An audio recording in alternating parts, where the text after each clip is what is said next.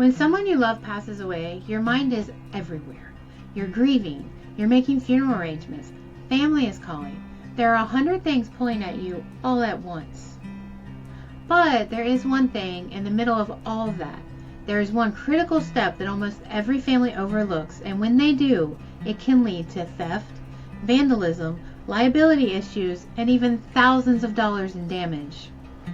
I'm Danielle, a certified probate expert here in Southwest Ohio and a local real estate agent, and I created this special video to tell you exactly what that one thing is, why it matters so much, and how to handle it the right way.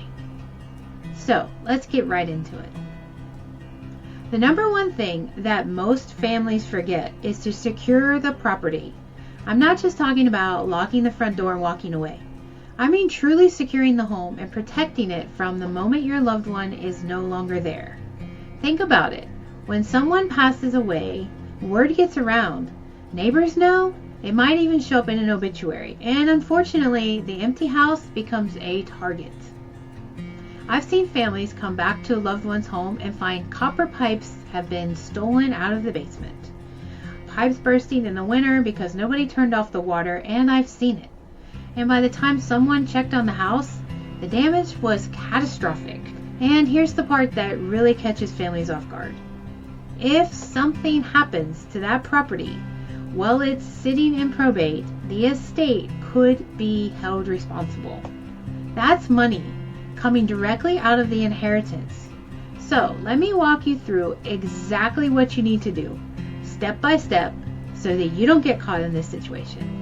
So the first thing you want to do is physically secure the property, and I mean as soon as possible, ideally within the first 24 to 48 hours. Change the locks. This might feel extreme, but you have no idea how many people have a spare key. Neighbors, friends, caregivers, old contractors. A simple rekey or lock change protects everything inside that home. So if your loved one used a lockbox or keypad, change those codes too. And the garage code, because some people forget that one. Every entry point, walk the property. Make sure all windows are latched. The garage door works and is closed. Side doors are locked, and any sliding doors have a security bar in the track. Check all of that. Set the lights on timers. An empty house that's dark every single night is a signal. Plug in a couple of inexpensive outlet timers so lights come off and on at normal hours. It makes the house look lived in. Some people even add a radio. If the property has a security system, find out if it's still active and keep it running if you can. If it doesn't have one, even a basic doorbell camera can give you peace of mind. The next one is huge, and is where a lot of families get blindsided. Your loved one's homeowner's insurance policy may not cover the property the same way it once did, once they've passed.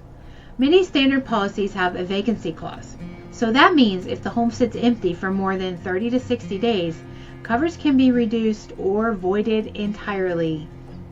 So imagine this. A tree falls on the roof 3 months into probate and you file a claim, only to find out the policy lapsed or the vacancy clause kicked in. Now you're paying for those repairs out of pocket.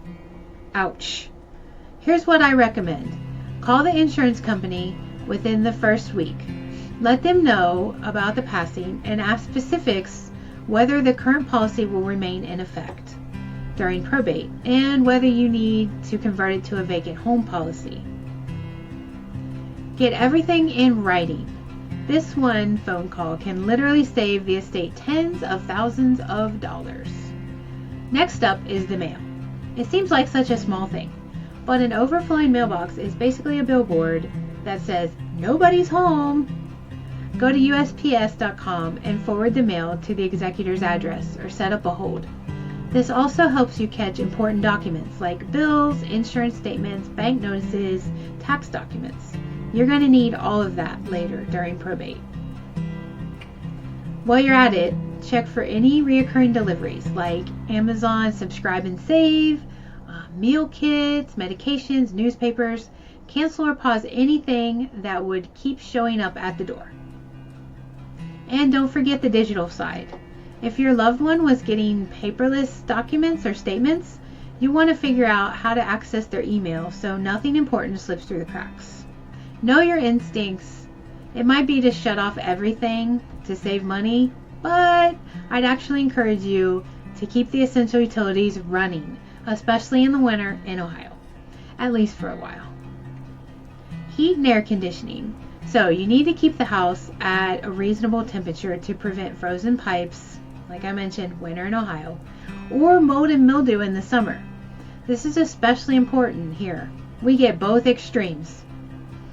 So the water, you want to keep it on, but consider shutting off the supply to the water heater so if no one is using it. And if the house will be empty for a long stretch, locate the main shutoff valve so you can turn it off quickly if needed. The electricity, keep it on for those light timers that we talked about, the security system, and your sump pump. A sump pump that loses power during a heavy rain can mean a flooded basement in hours. We don't want that. Transfer the utility accounts into the estate's name or the executor's name so you don't run into payment issues later.